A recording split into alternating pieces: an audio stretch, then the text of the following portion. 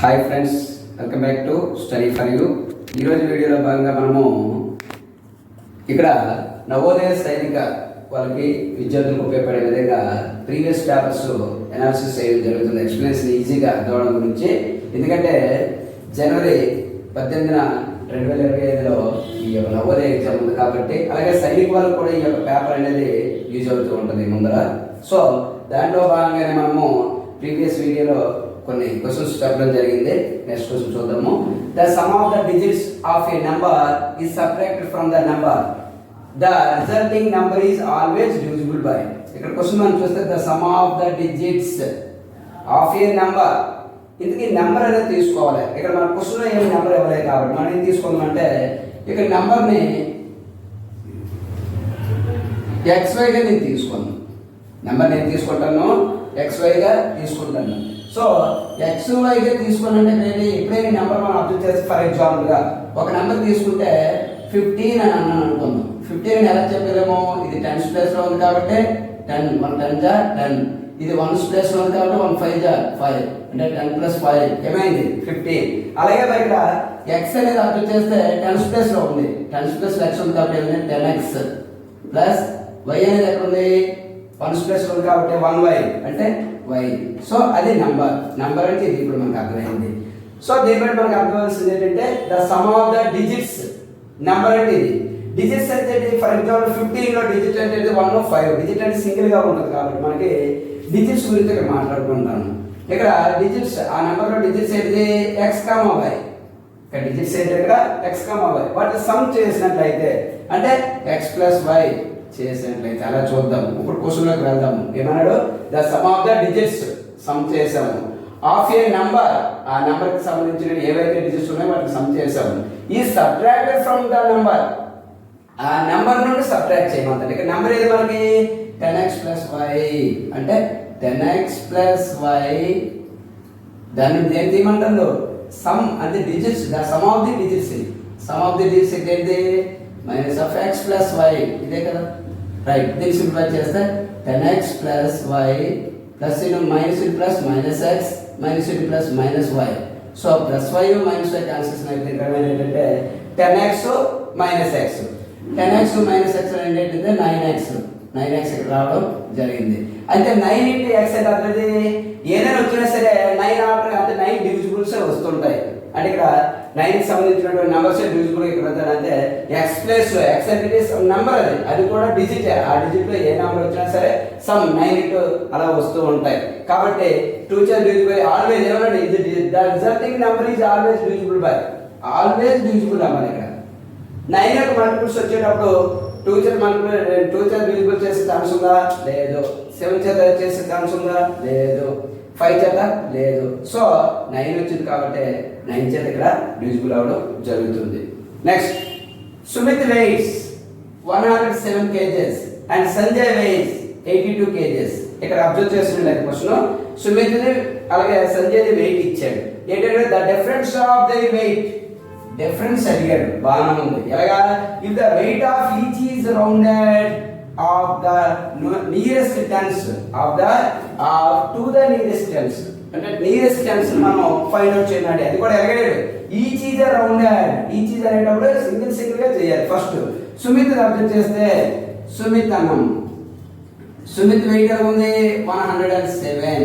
దీన్ని మనం 107 nearest tense అడిగాడు. నియరెస్ట్ టెన్స్ అంటే ఇక్కడ అబ్జర్వ్ చేయాలి.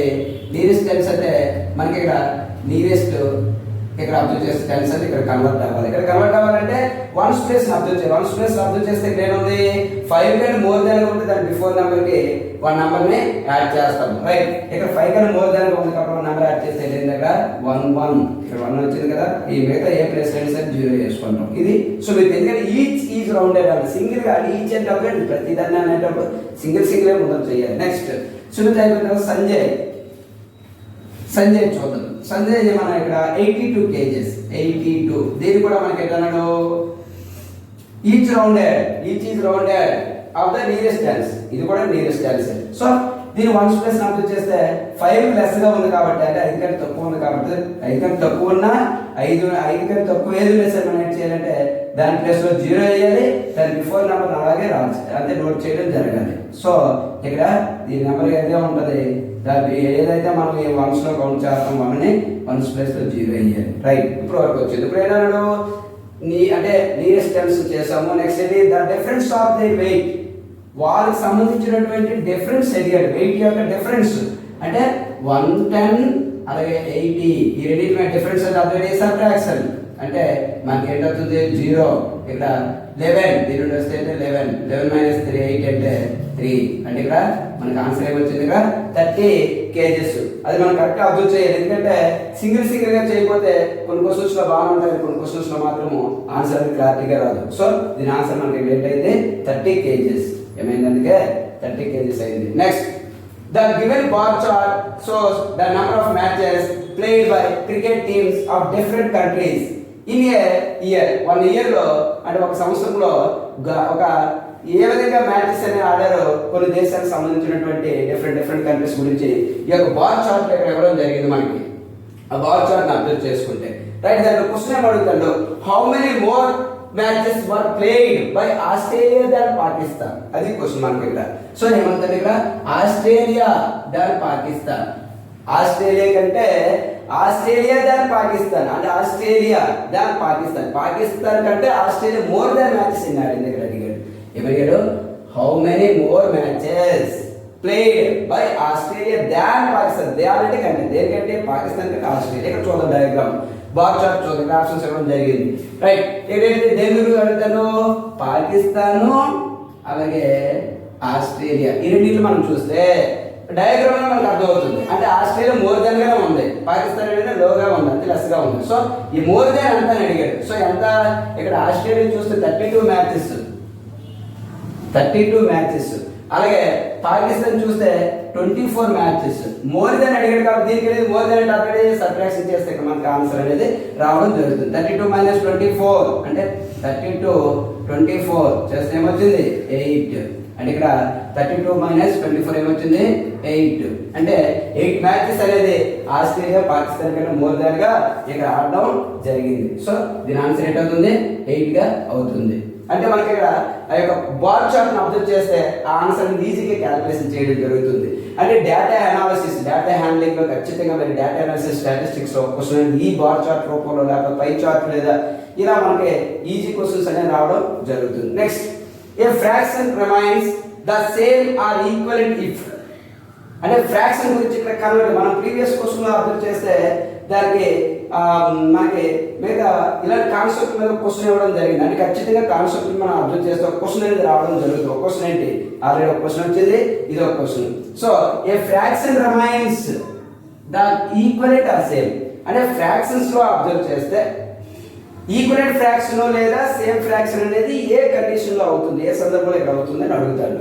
ఫస్ట్ చూద్దాం, first option, the same numerator is added to the numerator, the same number is numerator correctly, the same number is added to the numerator and the denominator, అంటే ఇది మనం observe చేస్తే fraction సంబంధించిన concept లో దానికి సంబంధించినటువంటి విషయం అంటే కాన్సెప్ట్ చెప్పడం జరుగుతుంది. ఇది ఒకసారి అబ్జర్వ్ చేస్తే ఎప్పుడైనా మనం ఫ్రాక్షన్ లో నోమినేటర్ డినామినేటర్ అంటే సేమ్ నెంబర్ యాడ్ చేస్తే ఫ్రాక్షన్ ఈక్వల్ ఫ్రాక్షన్ అవుతుందా చెక్ చేద్దాం. ఫర్ ఎగ్జాంపుల్ గా ఇక్కడ ఏంటంటే సేమ్ నెంబర్, ఫర్ ఎగ్జాంపుల్ గా మనం ఫస్ట్ ఆప్షన్ లో చూసినట్లయితే ఒక ఫ్రాక్షన్ తీసుకుందాం. ఒక ఫ్రాక్షన్ తీసుకుంటే నోమినేటర్ నేనైతే +1 తో యాడ్ చేశాను, డినామినేటర్ కూడా +1. నేను nominator denominator equal number add చేయాలి కదా, ఆ కండిషన్ బట్టి చూద్దాము. అది సేమ్ అదే కూడా ఏమవ్వాలి మనకి ఈక్వలెంట్ ఫ్రాక్షన్ అవ్వాలి, అవుతుందో చెక్ చేద్దాం. 1 + 1 2, 2 + 1 3, మనకు వచ్చింది ఏది 2/3. ఇక్కడ వచ్చింది మనం తీసుకునే ఫ్రాక్షన్ ఏది 1/2 అనే ఫ్రాక్షన్. సో నాట్ ఈక్వల్, అంటే ఈ కండిషన్ అనేది అప్లై అవ్వలేదు. మనం నేర్చుకునేటప్పుడు ఈ కండిషన్ అనేది అవుదనేసి తెలుస్తుంది. కాకపోతే ఇక్కడ ప్రొసీజర్ ఉంది కాబట్టి మనం అబ్జర్వ్ చేస్తుంటాం. నెక్స్ట్ సెకండ్ ఆప్షన్ చూసుకున్నట్లయితే the same number is subtracted from the numerator and the denominator. Same అక్కడ ఎడిషన్ చేసి యాడ్ చేసాము, అలాగే numerator and denominator same number ఏం చేయమంటారు డినామినేటర్ చేద్దాం. ఫర్ ఎగ్జాంపుల్ 1/2 అనే ఫ్రాక్షన్ తీసుకుందాం. 1/2 1 మైనస్ ఏ నెంబర్ ఏంటంటే ఫర్ ఎగ్జాంపుల్ 1 మనం సబ్ట్రాక్షన్ చేసాం, అలాగే 1 సబ్ట్రాక్షన్ చేసాం, ఏ నెంబర్ అయినా తీసుకోవచ్చు మనం, రైట్. తీసుకుంటే 1 మైనస్ 1 0, 2 మైనస్ 1 1, 0 బై ఎనీథింగ్, 0 తో 0 మనము డివిజిబుల్ చేసేటప్పుడు, 0 తో మల్టిప్లై చేసేటప్పుడు అది ఏమవుతుందంటే 0 అవుతుంది. సో మన ఫ్రాక్షన్ ఏంటి అసలు యాక్చువల్ తీసుకున్న ఫ్రాక్షన్ 1/2 ఫ్రాక్షన్ వచ్చిందా, కానీ రాలేదు 0. అంటే ఈ కండిషన్ కూడా మనకి ఈక్వలెంట్ ఫ్రాక్షన్ ని యాక్సెప్ట్ చేయట్లేదు. నెక్స్ట్ ద న్యూమరేటర్, అంటే ఇక్కడ రిమైండర్ ఫ్రాక్షన్ ఉన్నటువంటి కాన్సెప్ట్ ఈక్వలెంట్ ఫ్రాక్షన్ లేదా సేమ్ ఫ్రాక్షన్ అవ్వాలంటే ఏంటని అడుగుతాను. The numerator and the denominator, numerator denominator observe చేస్తే numerator and the denominator multiplied by the same number than other than 0, అదే ఇక్కడ కండిషన్. 0 కంటే మోర్ దాన్ గా ఉంటుంది. అలాగే న్యూమరేటర్ డినామినేటర్ ఈక్వల్ నెంబర్ చేస్తే మల్టిప్లై చేస్తే, సేమ్ నెంబర్ చేస్తే మల్టిప్లై చేస్తే అది సేమ్ ఫ్రాక్షన్ అవుతుంది లేదా ఈక్వలెంట్ ఫ్రాక్షన్ అవుతుంది అంటాను. చూద్దాం, అప్లై చేద్దాం సికి. ఫర్ ఎగ్జాంపుల్ ఇదే ఫ్రాక్షన్ తీసుకుంటే 1/2 అనే ఫ్రాక్షన్ తీసుకోండి, నేను సేమ్ నెంబర్ నేను అప్లై చేయాలన్నాను. అది కూడా ఏంటి 0 కంటే మోర్ దాన్ తీసుకోవాలి, ఏదైనా తీసుకోవాలి 0 కంటే మోర్ దాన్. ఫర్ ఎగ్జాంపుల్ నేను న్యూమరేటర్ 1 సెట్ చేశాను, డినామినేటర్ కూడా 1 సెట్ చేసినప్పుడు ఏమైంది 1 into 1 1, 2 into 1 2 అంటే 1/2. మన ఫ్రాక్షన్ ఏంటి 1/2, గివెన్ ఫ్రాక్షన్ 1/2, కానీ ఇక్కడ రిజల్ట్ ఫ్రాక్షన్ కూడా 1/2, అంటే రెండు ఈక్వల్ అయ్యాయి. లేదా ఇంకోటి చెక్ చేద్దాం. ఫర్ ఎగ్జాంపుల్ 1/2 మనం గివెన్ ఫ్రాక్షన్ తీసుకుంటే మనము న్యూమరేటర్ని 3 చేత మల్టిప్లై చేసాము, డినామినేటర్ కూడా 3 చేత, ఎందుకంటే మోర్ దాన్ 0 కంటే మోర్ దాన్ నెంబర్ కాబట్టి తీసుకోవచ్చు, రైట్. 1 3 జా 3, 2 3 జా 6, 3/6, 3 1 జా 3 2 1/2.